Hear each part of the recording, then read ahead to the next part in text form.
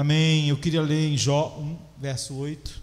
Foi exatamente onde nós paramos há um mês atrás. Vou ter que fazer uma breve recapitulação para lembrarmos onde estamos.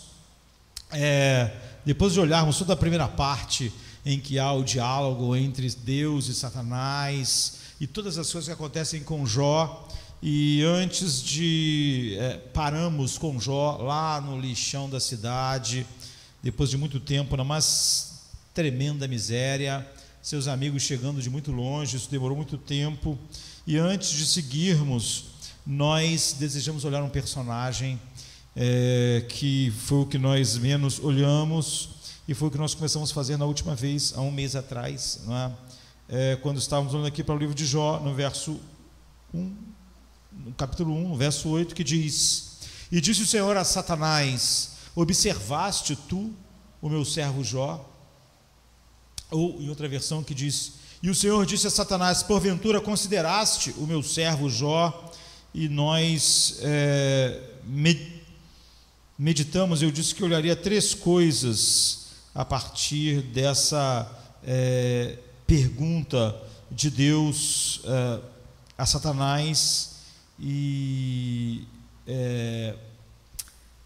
nós só conseguimos olhar a primeira: como Satanás nos considera. E eu vou fazer um breve resumo do que a gente viu para olhar o que ele considera em nós. Nós olhamos como ele considera, o que ele considera em nós, o que ele observa em nós, e qual é a consolação que nós temos sabendo que Satanás nos observa, sabendo o que ele observa, sabendo quem nós somos.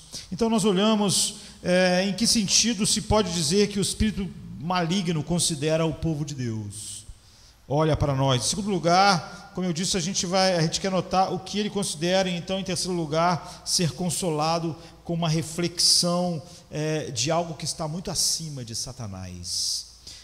Tudo isso é fundamental para a nossa vida espiritual. E então, em que sentido a gente viu que o povo de Deus é considerado por Satanás? Porque Deus perguntou a Jó: Você viu meu servo Jó? Considerou nele, observou ele, pensou sobre ele. Então nós vimos que o sentido em que ele considera é totalmente diferente de como essa palavra é usada muitas vezes na Bíblia. A Bíblia diz assim: Deus considera a minha aflição, Deus considera o estado do meu coração, Deus considera o meu problema, Deus considera a minha meditação. Ou a respeito de nós, a Bíblia diz: Bem-aventurados são aqueles que consideram a minha palavra. Então essa consideração, como nós vimos, exige uma boa vontade. Deus considera a nossa aflição com o coração cheio de graça e misericórdia. Nós consideramos a palavra de Deus como o pão que nos alimenta. Mas é óbvio que não é nesse sentido que Satanás jamais considerou alguém. Quando Deus falou se ele tinha considerado Jó, certamente Satanás não tem nenhum pensamento de benevolência. Ele não considera ninguém como Deus considera nossas aflições, nossa vida, nossos corações, ou como nós consideramos a palavra de Deus.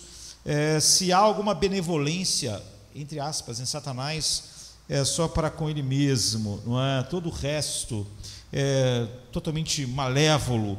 Não há nenhum flash de boas coisas em Satanás, em como ele nos observa. Nós vimos também que ele não nos considera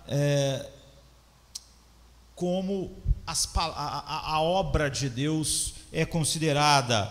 O fim dele é totalmente diferente. Quando a gente considera aquilo que Deus faz, a obra de Deus, o caminho de Deus, nós estamos querendo aprender, nós queremos ser transformados, nós queremos aquilo que Jesus prometeu, de que nós seríamos santificados pela palavra, e nós queremos honrar a Deus pelo que a gente vê em Deus.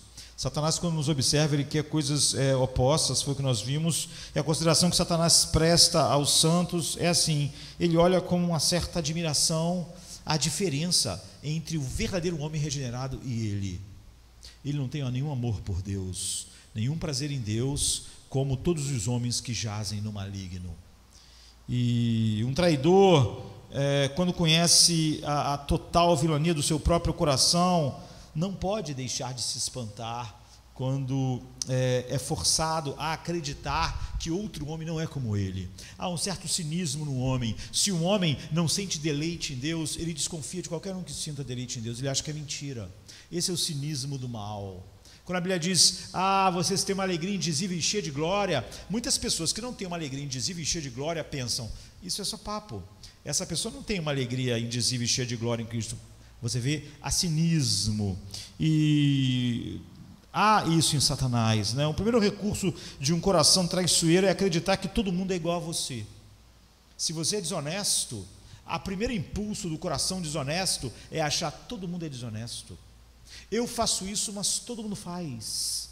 E o traidor pensa que todos os homens são traidores como ele, se tivessem na mesma situação ou se as pessoas pagassem o preço certo. Quando Satanás olha para o cristão e encontra esse coração se deleitando em Deus, tendo alegria em Deus, em sua verdade, como o Salmo 1 diz, antes tem seu prazer na palavra de Deus e nela medita de dia e de noite,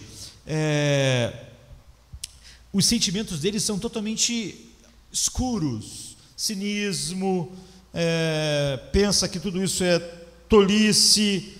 Ele é como se ele dissesse, um príncipe poderoso, um anjo elevado de Deus como eu fui, abracei a escuridão, como esses vermes muito menores, pecadores, poderiam ter um coração que se deleita em Deus. Eu não guardei o meu estado. Como essas pessoas poderão chegar até a glorificação? Que tipo de graça os guarda? Eu caí e recebi juízo. Que tipo? Eu quero um vaso de ouro, um vaso lindo, porque esses vasos de barro receberiam um tesouro, e eu não pude permanecer no meu estado. E que poder sustenta eles? Quão grande é a graça dentro do coração deles, já que ele não conhece a graça de forma nenhuma. Então, em sua obscuridade, em sua perseguição, quando ele vê pessoas que perdem tudo, fiéis a Deus, se deleitando em Deus, então, alma, porque não pense que Satanás tem alguma coisa que não seja angústia, horror, escuridão. Não há nada da paz de Deus, não há nada do amor de Deus, não há nada a não ser desespero, horror, e ele vê homens aparentemente miseráveis que são felizes em Deus, que têm seu deleite em Cristo. Essa observação é extremamente estranha e traz profundo desgosto quando eles veem homens assim, ainda alegres em Deus, ainda se deleitando em Deus. E como Jonathan Edwards diz que os homens regenerados são enigma para o mundo, eles são um enigma muito maior para Satanás. E ele então sobe e desce pelo mundo, é o que o texto diz, rondando e vendo que todos os homens são como ele. Todo mundo é como ele.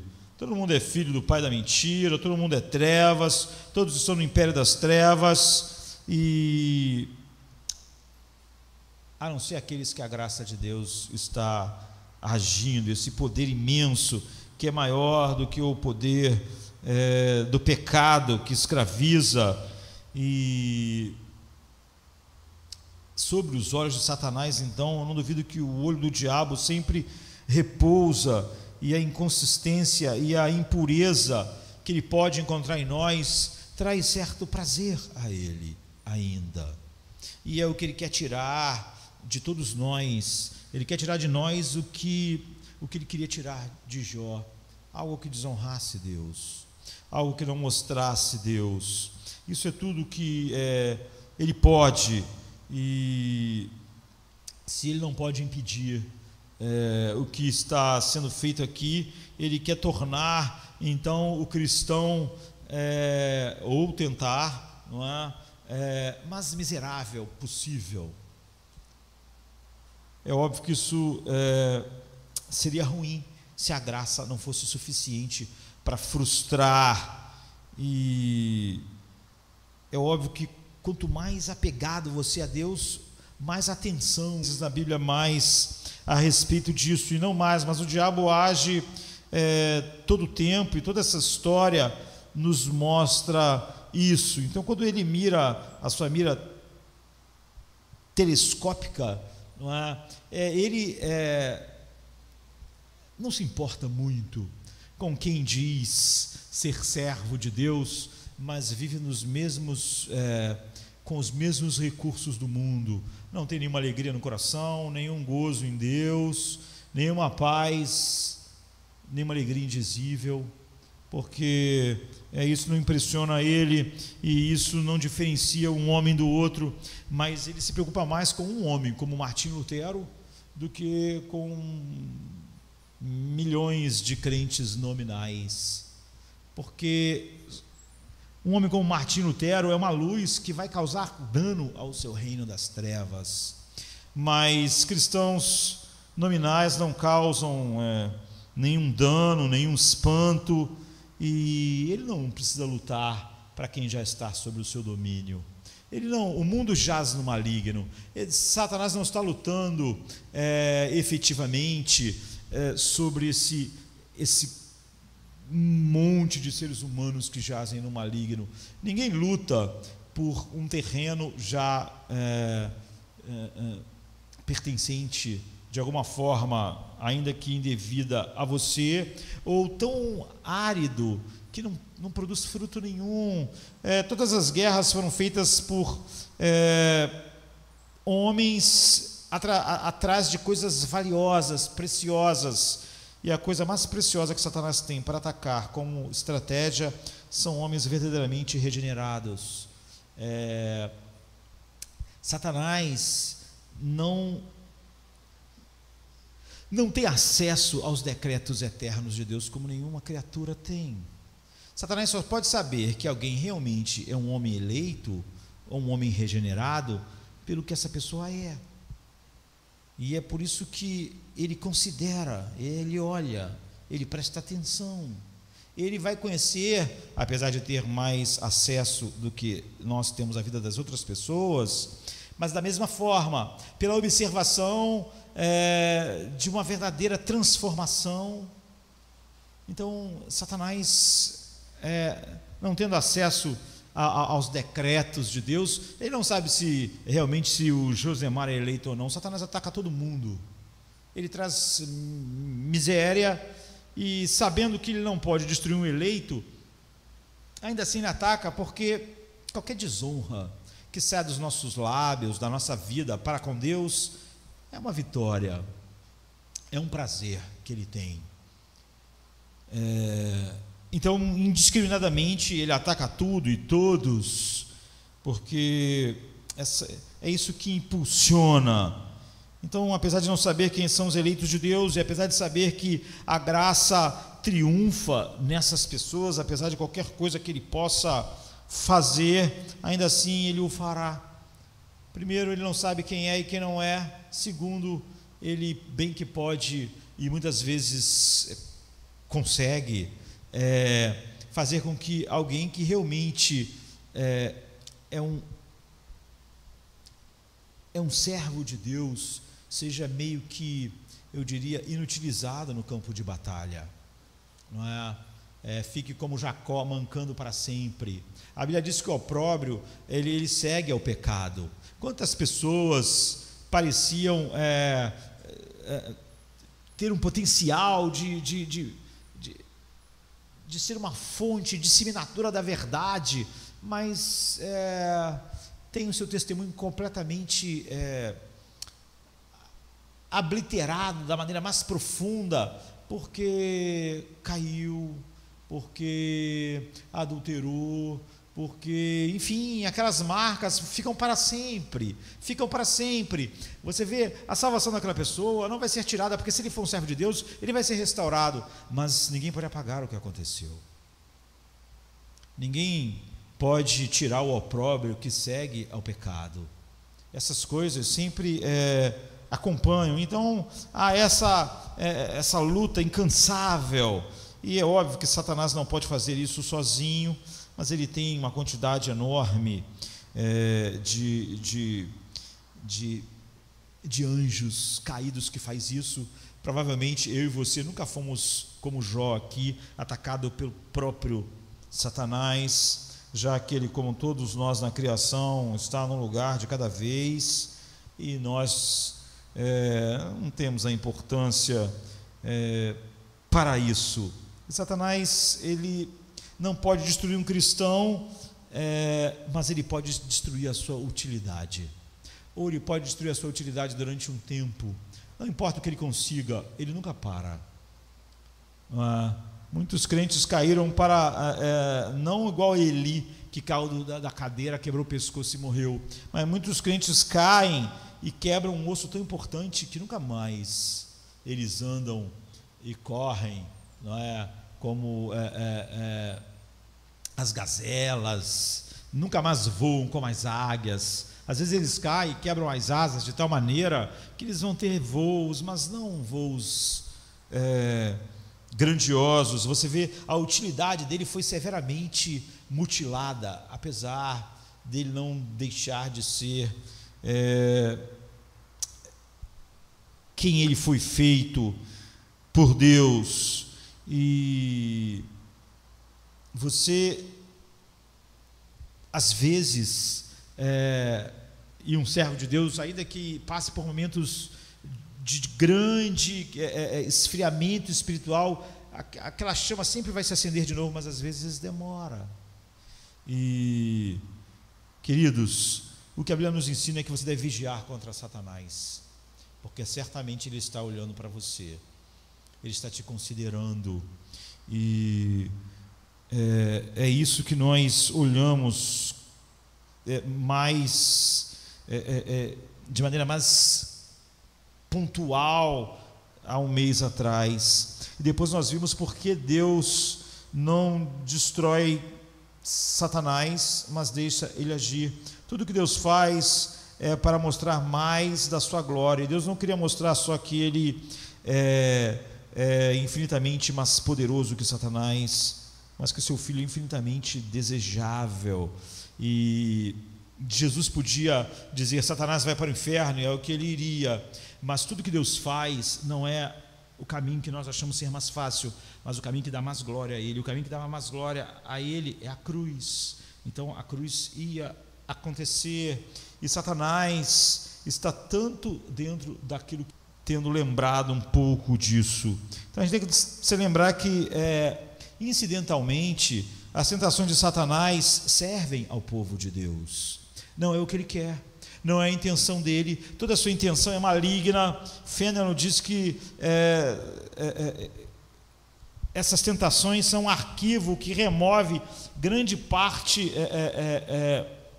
o atrito que remove grande parte da ferrugem da autoconfiança. Há um som horrível no ouvido da sentinela quando ele ouve o estrondo da batalha. E um puritano experimentado observa que não há tentação no mundo que seja tão ruim quanto não ser tentado de forma alguma, pois ser tentado tende a nos manter acordados, vigilantes. Ter a percepção de quem é Satanás nos mantém assim, ao passo de que, se nós estamos sem a percepção da tentação, simplesmente é algo terrível a nosso respeito, porque suas crianças, quando sentem medo de um cão feroz, eles correm para o seu pai. Quanto mais nós vemos as nossas incapacidades diante do poder em relação a nós, do nosso inimigo, mais nós seremos dependentes de Deus. Vamos assumir a verdade que a maioria dos cristãos passam quase que o tempo todo sem nem pensar que estão numa guerra espiritual, e que Satanás ruge como leão. Eles quase sempre estão sendo envolvidos em mil coisas sem perceber. Essa é a pior coisa. Quando nós temos a visão da realidade, nós corremos para nosso Pai, para o nosso refúgio poderoso. E então, o que Satanás considera com vistas a nos prejudicar? Nós vimos como ele considera, o objetivo que ele considera, mas o que ele considera? não se pode dizer dele que como Deus, que ele nos conheça completamente. Não é? Nada nos conhece completamente como Deus, nem nós mesmos.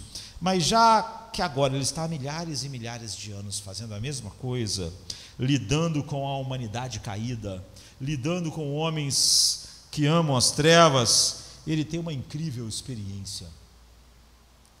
E tendo estado por todo esse tempo, e tendo tentado os mais elevados e os mais baixos, é ele que tenta Josemar, tentou o apóstolo Paulo. Ele tentou Moisés, ele tentou Jeremias, ele ousou tentar o Filho de Deus.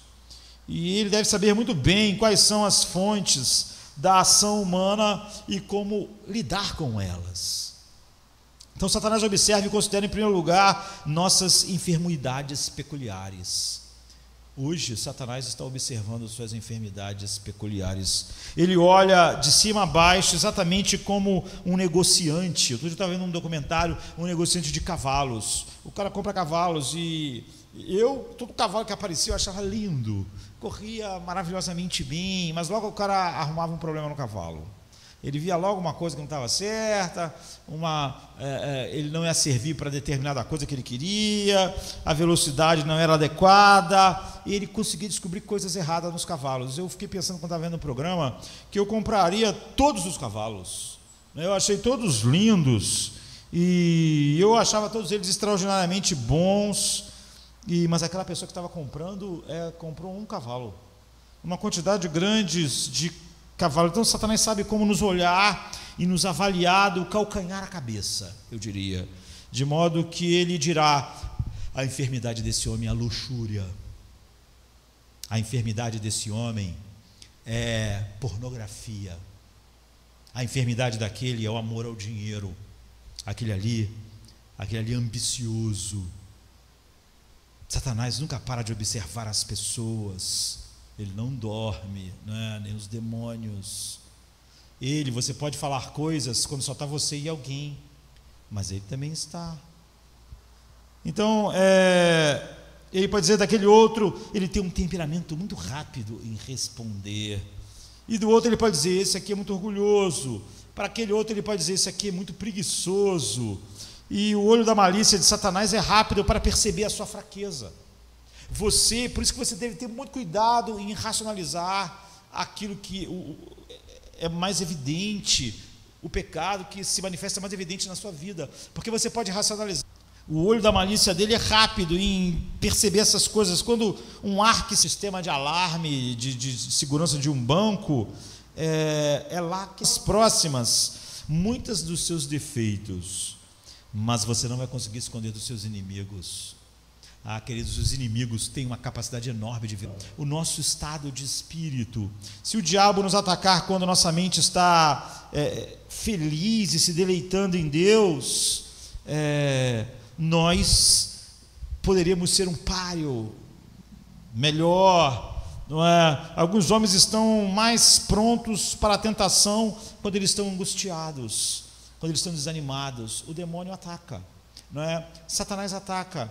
Ele percebe quando alguém está desanimado e sabe que o problema daquela pessoa é que quando ela está desanimada, quando as coisas vão mal, ela logo não tem nenhum prazer em Deus. Então ele sabe disso. Agora, outras pessoas são mais sujeitos a pegar fogo quando estão exultantes de alegria. Tudo está dando certo. Então Satanás sabe, esse aí, quando tudo está dando certo, é fácil afastar ele de Deus. Você vê, as pessoas são diferentes, mas o nosso inimigo é muito sutil. Certas pessoas, quando estão muito aborrecidas e atiradas de um lado por outro pelas circunstâncias, podem ser levadas a dizer qualquer coisa. Há cristãos que dizem as coisas mais absurdas só porque o dia foi ruim, porque elas estão aborrecidas.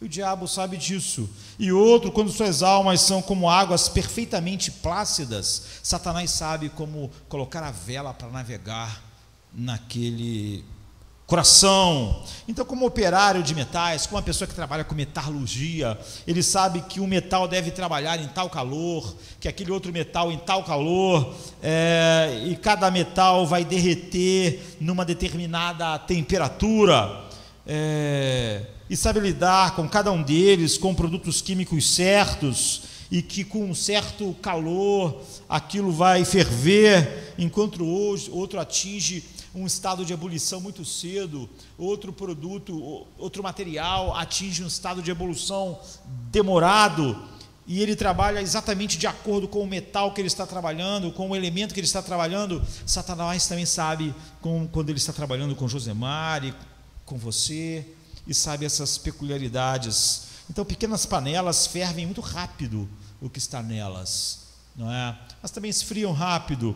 Já maiores demoram mais a ferver, mas realmente é uma fervura mais difícil de ser diminuída. Então, o inimigo é como um pescador, ele observa, adapta a sua isca. Então, ser observado por Satanás é uma realidade contínua, mas que nos devia fazer aquilo que Cristo falou para os discípulos, que nós devíamos orar e devíamos vigiar, e algo que as pessoas tendem a fazer pouco. Então eu diria que o caçador de tantas almas vem até nós sem sabermos, e muitas vezes somos surpreendidos por uma falha, ou apanhados em uma armadilha devido ao estado do nosso espírito, a como estamos. Todas essas coisas são importantes, porque todas essas coisas são observadas por Satanás. Observaste meu servo Jó? Ele observa. E nós vimos com que propósito, e agora nós vemos como ele faz isso. Então, um colecionador de provérbios chamado Thomas Spencer, ele diz assim: o cameleão, quando ele se deita na grama para pegar moscas e gafanhotos, assume a cor da grama. E ele começa a falar todas as maneiras com que Satanás na Bíblia se adaptou à circunstância adequada para as pessoas que ele podia pegar. Satanás pode navegar em qualquer vento, queridos, tempestuoso. Quando tudo está calmo, um bom navegador sabe colocar as velas de uma maneira que o barco navega. Ele sabe. Nosso conhecimento em matéria de fé é deficiente. Você tem pouco conhecimento da verdade, ele sabe disso, então ele vai te tentar com o erro. Nossa consciência é muito sensível, não pela Bíblia, mas porque nós desconhecemos. Então ele vai tentar fazer você ser tão preciso demais, que você vai viver sempre apavorado, sempre sem conhecer os recursos que você tem em Cristo. Nós temos uma consciência como uma linha alongada, não é? Então ele nos tenta para a liberdade carnal. Agora nós somos ousados, e então ele vai nos tentar para a presunção. Somos tímidos, desconfiados, ele vai nos tentar com o desespero.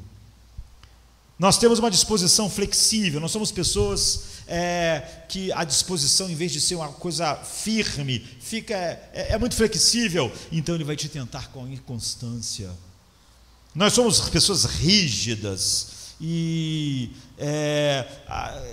tendemos a levar essa disposição natural para as coisas de Deus, então ele vai tentar você ser obstinado, cismático.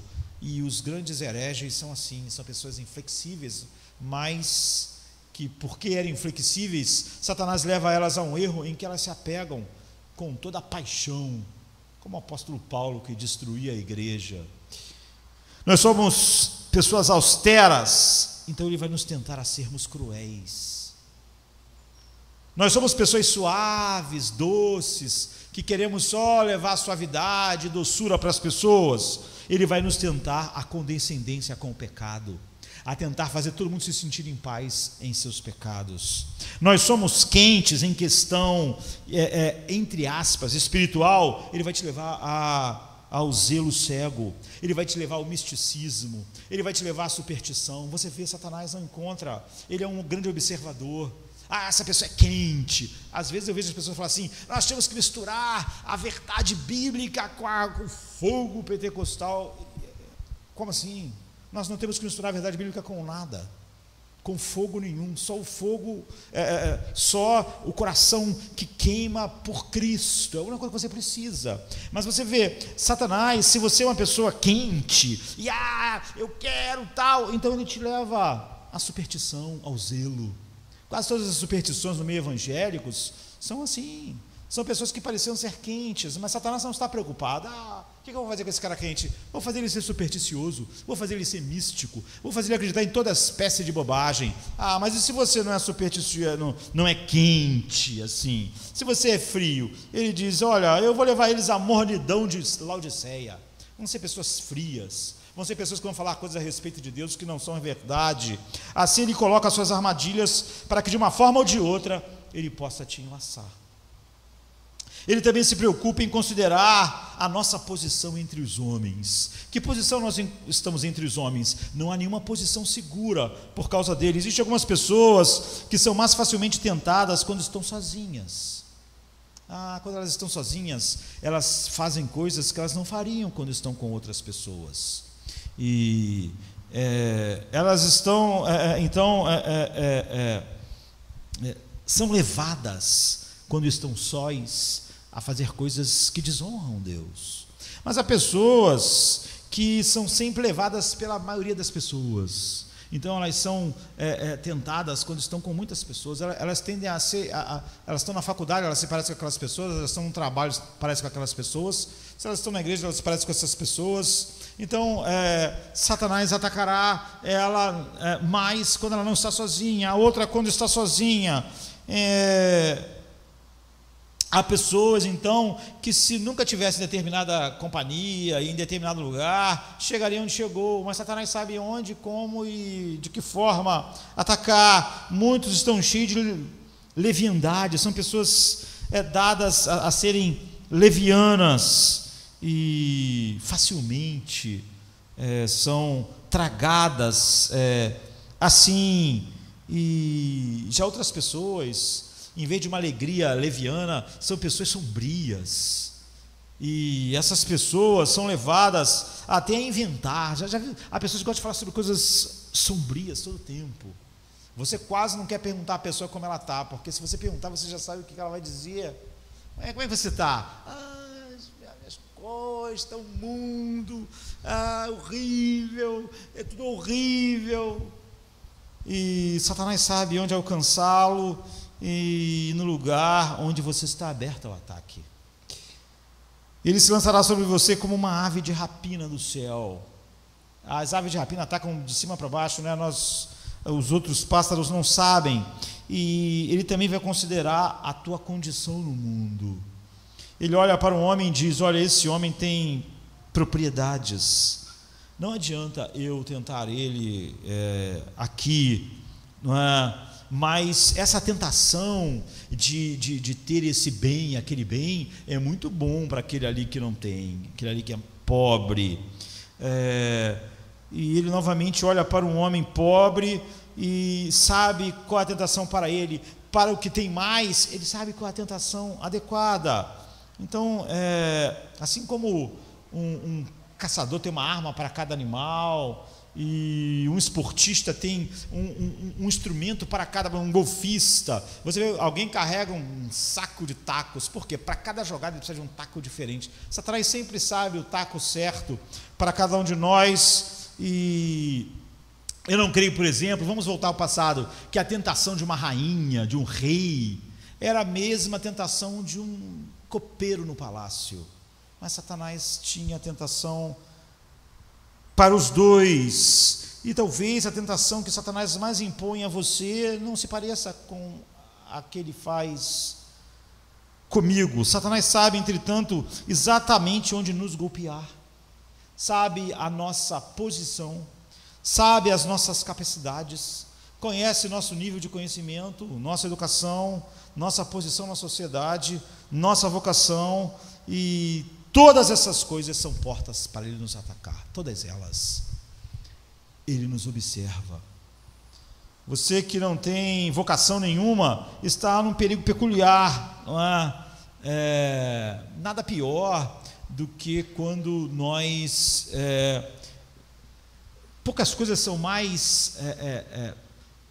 deixa alguém mais aberto a Satanás quando essa pessoa não tem exatamente uma visão daquilo que ela deve fazer, como deve fazer para glorificar a Deus. E o diabo... Spurgeon dizia que quem tem muito tempo livre e quem tem muito tempo sem ter propósito, tenta o diabo a tentar ele. E é verdade, pessoas ociosas tentam o diabo para tentá-las. Nós devemos, quando Paulo diz, manter nossas mentes nas coisas de cima, vendo aquilo que o mundo não pode ver. Você vê, nossas mentes não são ociosas. Jesus diz, para cada palavra ociosa que você disser, um dia você terá que dar conta. E então, Isaac Watts, um dos maiores escritores de hinos, ele tem um hino dele que é para as crianças, que serve para todos. Ele diz, livros ou obras ou recreações necessárias para a saúde devem ocupar nosso tempo, pois se eu me jogar no chão da indolência, como um velho pedaço de ferro, não devo me surpreender que esteja enferrujado pelo pecado logo.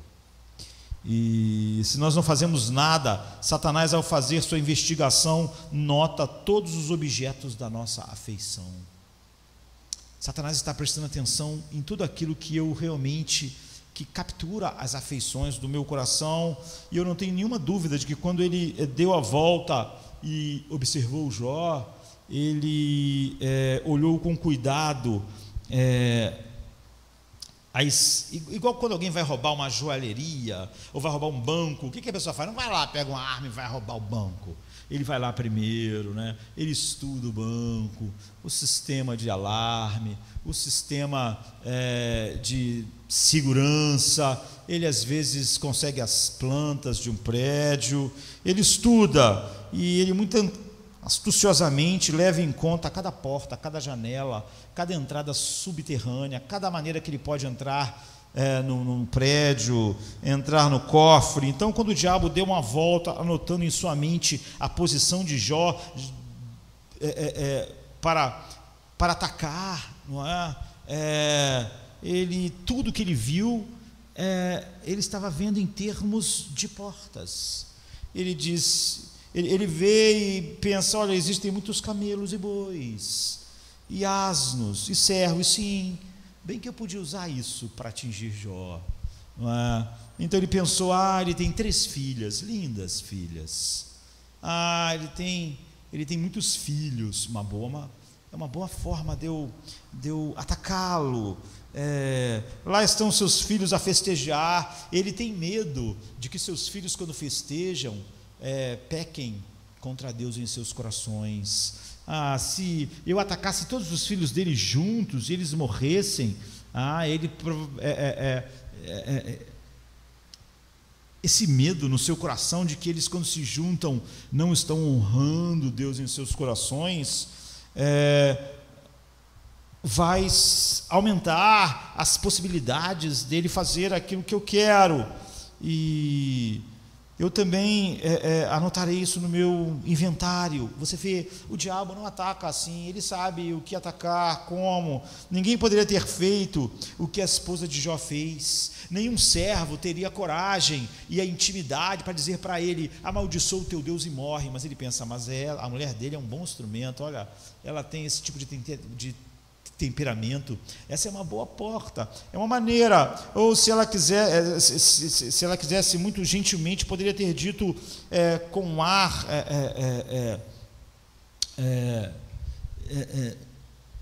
em que só alguém tão próximo poderia dizer, de forma que aquilo não fosse visto como Satanás falando. E Satanás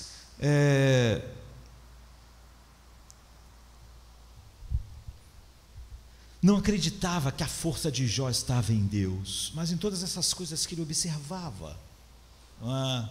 E ele queria encontrar em cada uma dessas coisas a Dalila de Jó.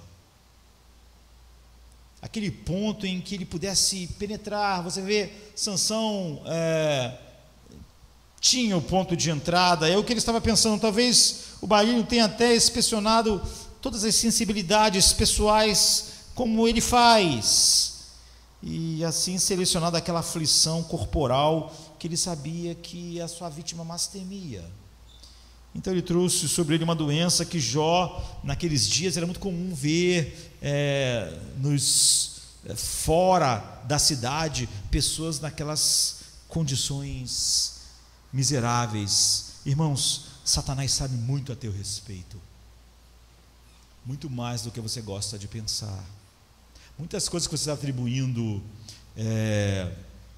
à sua biologia, como se cada uma dessas coisas o diabo pensasse: essa é a biologia dele, eu não vou me meter aí. Você tem um filho e Satanás sabe que você o idolatra. Você tem um filho e Satanás sabe que você coloca a sua paz ligada ao que acontece a ele. Você tem um filho e Satanás sabe que esse é um bom lugar para fazer você desonrar Deus. Até mesmo a sua esposa ou o seu esposo, a pessoa mais próxima em seu seio, pode ser transformada em uma aljava para as flechas de Satanás. Foi o que ele fez. Então vigia até mesmo sobre as pessoas onde nós menos vigiamos. Nós achamos que as pessoas que mais nos amam, nós simplesmente devemos ouvir o que elas falam, porque elas querem nosso bem. Mas Pedro queria o bem de Jesus, entre aspas, quando disse para Jesus não ir morrer. Mas Jesus foi capaz de dizer: para trás de mim, Satanás. Satanás usa os nossos melhores amigos, a pessoa que nós mais amamos, nossa esposa, nosso esposo. Você vê, quando você não percebe, quando você é uma pessoa que não está distante do que Paulo diz, mas tomai toda a armadura de Deus para poder resistir no dia mal, não é? Você vai ter que lutar não contra as carne e sangue, há olhos que te observam. E Satanás conhece nossos hábitos, Satanás conhece nossas alegrias, Satanás conhece nossas tristezas, Satanás conhece às vezes nosso anseio excessivo para querermos descansar, nossas posições públicas, e nós temos armadilhas em todos os lugares da nossa vida, em nossa cama, marido e mulher, em nossa mesa, filhos, em nossa casa, em nossa rua, na igreja. Existem a bebida certa e as armadilhas na companhia de outros, há buracos quando estamos sozinhos. Satanás sabe quando alguém está sozinho, como é fácil levar ele a pensar: eu estou sozinho, bem que posso olhar determinadas imagens e determinadas coisas. Podemos encontrar tentação na casa de Deus, assim como no mundo. O egoísmo pode te atingir aqui. Você pode dizer estar no ministério para exaltar Deus, e tudo que acontece é egoísmo, ciúme, dissensão. Por quê? Porque o diabo está lá, ele está observando. Ele tem armadilhas em nosso alto estado. Quando você estiver no momento melhor, ele tem armadilhas para isso. E quando você estiver no momento pior, ele também tem armadilhas para isso. Não devemos esperar nos livrar desse assédio até nós cruzarmos, eu diria, o Jordão.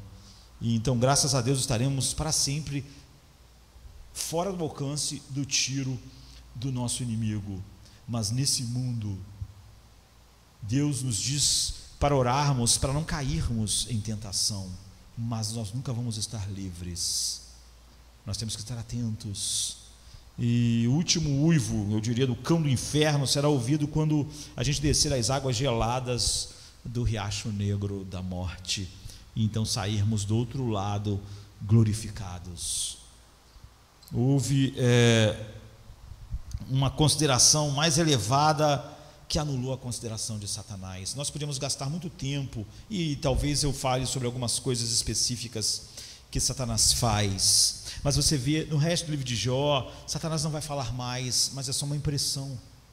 Na Bíblia, como eu disse, ele fala 2 ou 3 vezes apenas, mas é só uma impressão. O mundo jaz no maligno.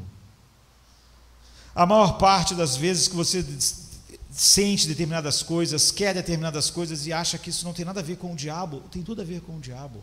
A ternura que Pedro sentiu tentando impedir Jesus de ir para a cruz era o diabo. Não importa se ele percebia ou se ele não percebia.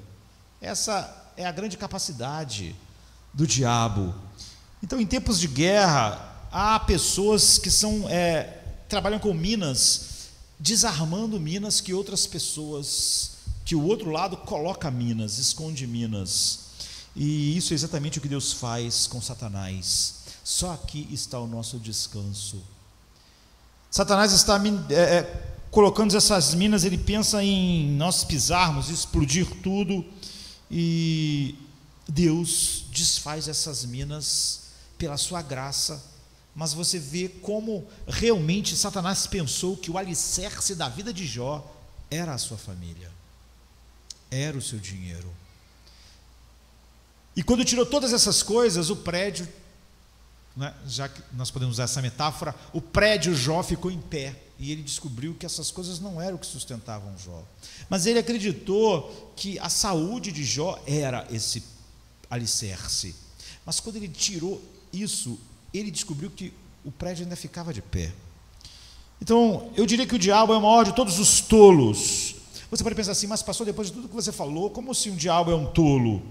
Ele tem muito conhecimento, mas ele tem menos sabedoria do que qualquer criatura. Porque o temor do Senhor é o princípio da sabedoria. Satanás não tem sabedoria nenhuma. Ele é sutil, como a Bíblia diz, a serpente era a mais sutil e astuta de todas as alimárias do campo. Mas essa sutileza não é sabedoria. Não é a verdadeira sabedoria, é apenas uma forma de tolice, já que a astúcia é o oposto da sabedoria. Você vê, Deus não é astuto, Deus é sábio. Enquanto Satanás sentava Jó, ele mal sabia que estava respondendo ao propósito de Deus, pois Deus estava olhando e também considerando.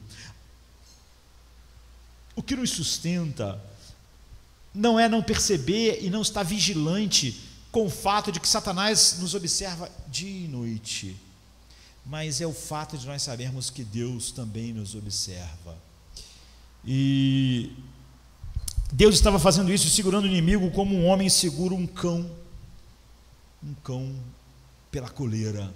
É por isso que Lutero dizia que Satanás era o cão de Deus. O Senhor havia considerado exatamente até onde ele deixaria Satanás ir, e até onde ele iria e de que forma ele iria. Então, na primeira vez, ele não permitiu que Satanás tocasse na saúde de Jó, porque muito provavelmente isso seria mais do que Jó pudesse suportar. E você nunca percebeu que, se gozar de boa saúde física, você pode suportar perdas e até luto como algo mais equânime. Mas se essas duas coisas estão juntas, isso às vezes se torna excessivo. Bem, esse foi o caso de Jó. Talvez se a doença tivesse vindo primeiro e ele tivesse ficado naquele estado miserável e depois ele perdesse os filhos e tudo, a tentação pudesse ser pesada demais. Mas Deus, que sabe até onde deixa Satanás ir, dirá: até aqui e aqui não. Você pode tocar em tudo que ele tem primeiro, mas não vai tocar na sua saúde. Aos poucos, Jó estava ali, tinha respondido bem à perda de todos os seus bens. Na verdade, a prova perdeu todo o seu aguilhão no momento em que Jó disse: o Senhor me deu e o Senhor tirou. Bendito seja o nome do Senhor. Então esse inimigo foi vencido. Esse foi o discurso fúnebre sobre aquele primeiro ataque. Bendito seja o nome do Senhor. Tudo que Satanás disse que aconteceria não aconteceu. Quando veio a segunda prova, a primeira prova qualificou Jó para enfrentar a segunda. Se a ordem fosse oposta, talvez Jó não suportasse.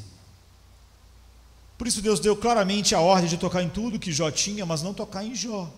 Aí você pode pensar em como isso pode fazer uma diferença. Pode ser uma provação mais severa para um homem que na posse de grandes riquezas como Jó tinha, se repentinamente ele é privado do poder físico de desfrutá-las, do que perder primeiro as posses.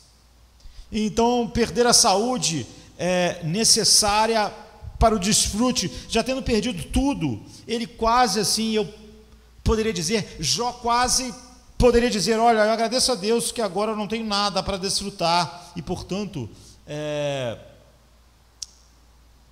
a minha saúde não me daria nada, não é? Eu não estou perdendo nada, eu já não tenho mais nada.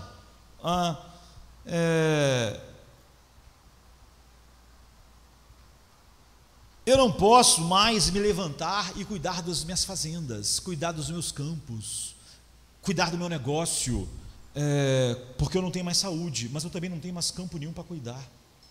Talvez a falta de saúde, com todas aquelas coisas que ele poderia cuidar, desfrutar e não podia mais, fosse algo excessivo. E ao trocar a ordem de como a tentação chegava, Deus preparou Jó para a segunda.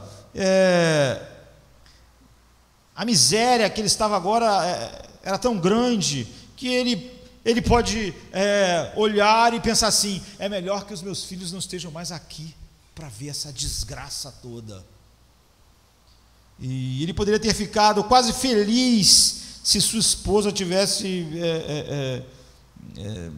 ido também, né? Pois certamente ela não foi uma obra especial da misericórdia poupada, ela foi mais um espinho. E possivelmente, se ele tivesse todos os seus filhos com ele poderia ter sido uma provação difícil demais. Todos na miséria, todos sem nada, todos e isso não aconteceu.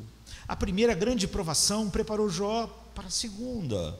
O Senhor que pesa as montanhas, ele havia resolvido em que grau e em que ordem a desgraça ia chegar na vida de Jó. Muitas aflições nos preparam para outras aflições, muitas pelejas nos preparam para outras pelejas. Davi, por exemplo, quando foi enfrentar Golias, ele disse: eu estava tomando conta do rebanho do meu pai e um urso atacou, e eu lutei com o urso. E eu estava tomando conta do rebanho do meu pai e um leão atacou, e eu lutei com o leão. Deus me livrou do leão, Deus me livrou do urso, então eu posso enfrentar Golias. Você vê, talvez quando Davi estivesse enfrentando o leão ou o urso, ele não pensava que em breve ele teria que enfrentar um gigante, mas Deus estava preparando ele, estava injetando nele uma confiança ao lutar com o urso, ao lutar com o leão, e naquele dia olhar para Golias e dizer: quem é esse incircunciso para isso insultar? Então o Senhor também não considerou como deveria apoiar o seu servo? É óbvio que sim. Todas as ordens das provações em nossas vidas vêm na ordem adequada para nos preparar para aquilo que Deus quer que nós enfrentemos amanhã. Então, querido, você não sabe quão abençoadamente nosso Deus derramou óleo secreto sobre o fogo da graça de Jó, enquanto o diabo jogava baldes de água sobre ele. Então ele disse a si mesmo: se Satanás fizer muito, eu farei muito mais. É por isso que a graça sempre é mais do que suficiente, não é? Se ele tentar o homem a amaldiçoar, eu encherei de tanto amor por mim no seu coração que ele vai me bendizer. Ou seja, a graça será como os seus dias.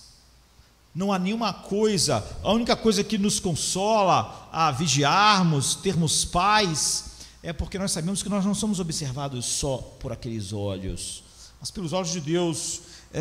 Deus está dizendo: eu vou ajudá-lo, eu fortalecerei, sim, eu sustentarei com minha destra. fiel. Ele diz assim em Isaías 41:10: não temas, porque eu sou contigo. Não te assombres, porque eu sou teu Deus. Eu te fortaleço, eu te ajudo, eu te sustento com minha destra de justiça. Cristão, então, a gente se apega a esses dois pensamentos, colocamos isso sob nossa língua como um pão de mel, assim. Deus nos ajuda, Deus nos sustenta, não é diminuindo a malícia do inimigo, nem sua observação a nosso respeito. Você nunca será tentado sem a expressa licença daquele que está sentado no trono. A mesma pessoa, o mesmo grande ser que está sentado no trono, que determina a tentação, intercede por nós. E por outro lado, quando Ele permitir, Ele fará com que a tentação abra um caminho de fuga e dará graça suficiente para nós. E em seguida, Deus, ao considerar Jó, e é a consideração de Deus sobre nós, que é a nossa segurança, considerou como santificar Jó por meio dessas provações. Por isso que eu disse que Satanás não é sábio. Tudo que Satanás faz contra o povo de Deus sempre tem um objetivo ruim, mas sempre dá um propósito oposto. Ele colocou um espinho na vida de Paulo. Então, o que ele queria é que Paulo não tivesse uma alegria em Cristo. Mas o que Deus fez? Deus tratou com isso do orgulho de Paulo, e Deus fez Paulo se gloriar mais na sua graça. Você vê, o efeito foi o oposto. E Jó era um homem muito melhor no final da história do que no início. Você, no final da história, está muito satisfeito e louvando a Deus pelo que Ele fez na vida de Jó. Ele foi uma desgraça. Eu diria que Jó é uma desgraça para Satanás. Você vê um homem maduro e piedoso no início, mas você vai observar durante o livro que havia um pouco de orgulho em Jó. Somos pobres criaturas para criticar um homem como Jó, mas ainda havia nele uma pitada de farisaísmo. E eu acho que os seus amigos, entre aspas, trouxeram isso à tona. Ele faz, Zofar, disseram coisas tão irritantes que o pobre Jó não pôde deixar que aquele pequeno orgulho no seu coração não se manifestasse. Entende? Foi forte demais. Pode-se pensar que havia uma justificativa, que aquelas pessoas foram um pouco longe demais, mas elas conseguiram tirar do coração de Jó coisas que estavam lá. Ele não tinha orgulho como muitos que têm muito menos do que ele, não é? Ele tinha muito do que se orgulhar. Ele era um homem muito poderoso, muito rico e muito incrível em tudo que fazia, mas ainda assim havia uma tendência de se exaltar sobre aquelas coisas. E embora o diabo não soubesse, talvez se ele deixasse aquele pequeno orgulho de Jó nas coisas que ele tinha crescer sozinho, sem atacá-lo tão diretamente, talvez aquelas sementes tivessem germinado e Jó tivesse desonrado a Deus. Mas Satanás não permitiu, sem saber, que aquela semente germinasse aos poucos, mas se apressou em agir e acabou cortando ela, porque o Senhor levou Jó à plena humildade. Levou Jó a dizer: eu falei como uma pessoa insensata, eu me humilho no pó e na cinza, eu vejo que eu não sou nada. Você vê, isso é maravilhoso. Além disso, observe como Satanás foi um lacaio, eu diria, não é uma palavra melhor, do Todo-Poderoso. Jó, durante todo esse tempo, estava sendo capacitado para ganhar uma recompensa maior, para desfrutar mais de Deus, para poder dizer logo: eu te conhecia de ouvir falar, mas agora os meus olhos te veem. Eu desfruto de Deus de uma maneira muito mais poderosa, muito maior,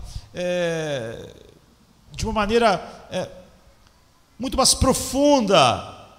Então, na verdade, Deus usou Satanás para ser uma trombeta para aquilo que ele faz no coração de um homem. Jó não ia ser mais conhecido só em Uz, o grande homem de Uz. Não. Satanás faria com que sua fama chegasse em Jardim da Luz em 2020, sabe? O diabo vai para a forja e trabalha com todas as suas forças para tornar Jó ilustre, para tornar Jó uma perfeita imagem do que seria o Filho de Deus, para tornar Jó alguém conhecido, não durante um tempo, mas durante milênios. Diabo tolo, não é? Ele está erguendo um pedestal na qual Deus vai mostrar a glória da sua graça na vida de Jó, para que a graça seja admirada por todo o tempo. E para concluir, já que o nosso tempo acabou, as aflições de Jó e a paciência de Jó tem sido uma bênção duradoura para a igreja de Deus. Todos esses efeitos são opostos. Mostra a tolice de Satanás, a falta de sabedoria. Satanás está empenhado em Cristo ir para a cruz. Isso não é incrível? Se você quer irritar o diabo, jogue a história de Jó na sua face. Não há nada que o diabo faça que não seja exatamente o oposto daquilo que ele pretendia. Se você deseja ter a sua própria confiança sustentada em Deus, peça que o Espírito Santo te conduza a enxergar todo o poder da graça na vida de Jó. E quantos santos foram consolados em sua angústia por essa história de paciência, por essa história de um homem que, quando foi tirado todos os alicerces terrenos, o prédio ficou de pé, porque Deus era o seu único alicerce.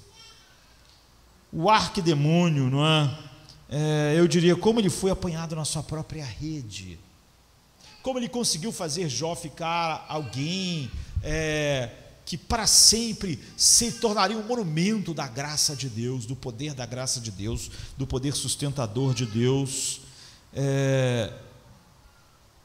Eu diria que Satanás jogou uma pedra e a pedra caiu na cabeça dele.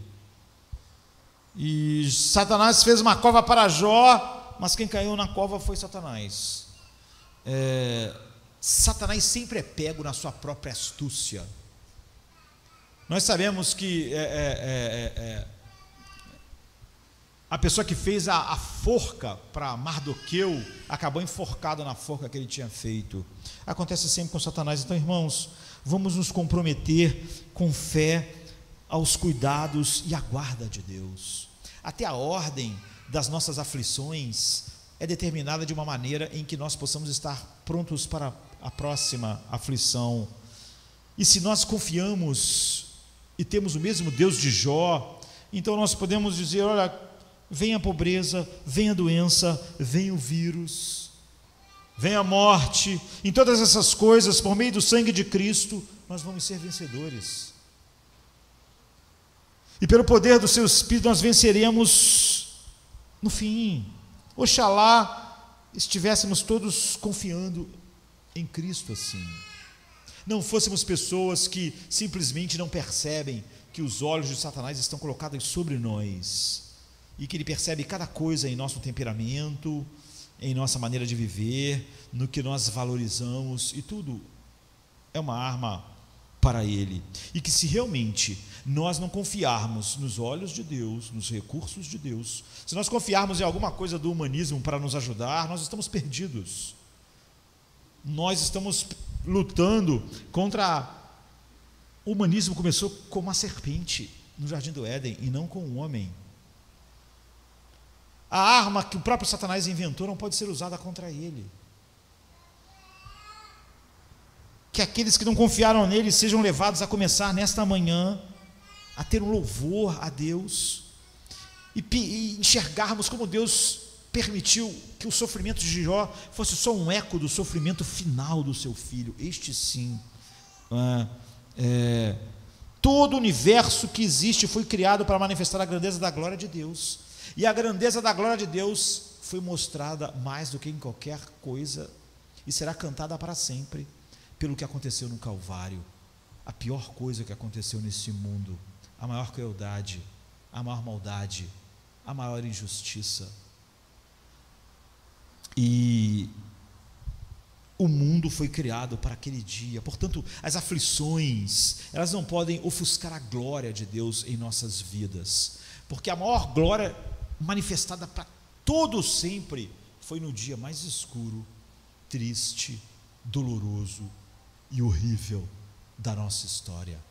Se aquele dia pode trazer mais glória a Deus do que qualquer outro dia, então Deus pode trazer a sua glória nos dias mais escuros por causa do seu Filho. Então, em outras palavras, a morte de Cristo em supremo sofrimento é a mais alta, mais clara e mais perfeita demonstração da glória, da graça de Deus. Nenhum sofrimento em nossas vidas pode ofuscar a glória da graça de Deus. Se nós somos homens que somos habitados pelo Espírito de Deus, temos todas as bênçãos espirituais em Cristo e estamos atentos ao que Cristo diz para nós, porque uma das maneiras com que Ele nos conduz é aquilo que Ele nos ensina, e nós somos chamados a olhar para esse personagem nessa história, vermos como Ele é sutil, como Ele é capaz de usar as pessoas que nós mais amamos, cada coisa em nossas vidas, nossa posição, todas as nossas características, mas que nada disso realmente pode obliterar o poder da graça de Deus, e que se nós estivermos realmente em Cristo, finalmente, todos os ataques de Satanás só servirão para que de uma forma mais profunda Deus seja glorificado, como Ele foi na vida de Jó. Essa é a marca de que nós não estamos no maligno, como o mundo à nossa volta. Ele não pode tocar realmente os alicerces da nossa vida. O mundo inteiro está no maligno, mas nos filhos de Deus Ele não toca, ou seja, Ele não pode tocar. Ele tocou em Jó, mas em nada é essencial em Jó, em nada do que fazia Jó um filho de Deus. Portanto, Jó saiu melhor, sempre melhor, e é por isso que o caminho do justo é como a luz da aurora, que vai brilhando mais e mais, não por ter menos ataques de Satanás, menos tentações, menos malícia de Satanás, mas é porque isso nos enche mais da graça de Deus, da dependência de Deus, da visão da suficiência de Cristo para ser a nossa paz, a nossa alegria, o nosso sustento, o nosso pão, o nosso tudo. Que nós possamos, ao olhar para Jó, cada vez ver mais, de maneira maior, a beleza de Cristo, a suficiência de Cristo, a glória da paz de Cristo, da graça de Cristo, do deleite em Cristo, e que, apesar de toda astúcia, Satanás se mostre cada vez mais tolo ao se levantar contra nós. Apesar do seu poder tão maior do que o nosso, nós temos realmente um esconderijo, que é o próprio Altíssimo. Vamos ficar de pé, vamos orar. Pai, Come to me, you